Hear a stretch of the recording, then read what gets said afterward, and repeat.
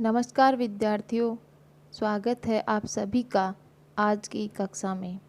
आज हम हिंदी वर्णमाला के शेष रहे कुछ टॉपिक पर अध्ययन करेंगे।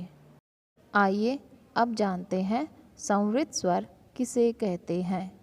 संवृत स्वर के उच्चारण में मुख्य द्वार संकरा हो जाता है, यानी कि जब हम किसी स्वर का उच्चारण करते हैं तो उस समय हमारे मुख का द्वार सकरा यानी अध खुला या पतला हो जाता है।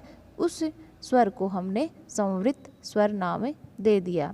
ये संख्या में 4 होते हैं, ई उ, यानी कि जब हम ई उ का उच्चारण करते हैं तो हमारा मुख सकरा यानी कम खुलता है। आगे अर्ध संवृत स्वर यानी कि अर्ध संवृत स्वर किसे कहते हैं। अर्ध संवृत स्वर के उच्चारण में मुख्य द्वार कम सकरा होता है। ये संख्या में 2 होते हैं, ए ओ। तीसरा है विवृत स्वर। विवृत स्वर यानी बड़ा वृत्त या खुला हुआ वृत्त। तो देखिए, विवृत स्वर के उच्चारण में मुख्य द्वार पूरा खुल जाता है, यानी जिन स्वरों के उच्चारण में हमारे मुख का द्वार पूरा खुल जाता है वो विवृत स्वर कहलाते हैं। ये संख्या में 2 है, आ, यानी आ का उच्चारण जब हम करते हैं तो हमारे मुख का द्वार पूरा खुल जाता है, इसे विवृत नाम दिया गया है। तो आइए अब हम वर्णमाला पर आधारित कुछ प्रश्नों पर चर्चा कर लेते हैं। हमारा पहला क्वेश्चन है, हिंदी में कुल कितने व्यंजन हैं। अभी हमने पिछली कक्षा में पढ़ा है, तो आप बता सकते हैं हिंदी में कुल कितने व्यंजन हैं, 36, 33, 35 या फिर 34। तो हमारा उत्तर होगा 33, यानी हिंदी वर्णमाला में कुल 33 व्यंजन होते हैं। अगला क्वेश्चन है, ये कैसा व्यंजन है। स्पर्श व्यंजन, अंतस्थ व्यंजन, ऊष्म व्यंजन या संयुक्त व्यंजन। अब हमें जानना होगा कि स्पर्श व्यंजन कौन से हैं। तो देखिए, 5 वर्ग स्पर्श व्यंजन में आते हैं। अंतस्थ व्यंजन में ये रे लेवे आता है, तो हमारा उत्तर यही होगा, अंतस्थ व्यंजन। तीसरा फिर इसमें ऊष्म व्यंजन दिया हुआ है, जिसके उच्चारण करते समय ऊष्मा बाहर निकलती हो, तो जिसमें से है आएंगे। संयुक्त व्यंजन यानी जो 2 व्यंजन से मिलकर बना हो, तो हमारा उत्तर इसमें अंतस्थ व्यंजन होगा। अगला क्वेश्चन है, स्पर्श वर्ण कितने हैं। अब आप आसानी से बता सकते हैं कि स्पर्श वर्ण कितने हैं। इसमें दिया गया है 23, 23, 24, 25। तो आप बता सकते हो स्पर्श वर्ण कितने होंगे, 25, क्योंकि स्पर्श जो वर्ण है वो 5 वर्ग कहलाते हैं और प्रत्येक वर्ग में 5 वर्ण होते हैं, तो कुल मिलाकर 25 वर्ण हो गए। अगला क्वेश्चन है, 2 व्यंजन 2 या 2 से अधिक व्यंजनों से मिलकर बनते हैं, उन्हें कहते हैं। यानी कि 2 या 2 से अधिक व्यंजन जब मिलकर बनते हैं तो उन्हें हम क्या नाम देते हैं। व्यंजन समूह है, व्यंजन गुच्छ, संयुक्त व्यंजन, वियुक्त व्यंजन।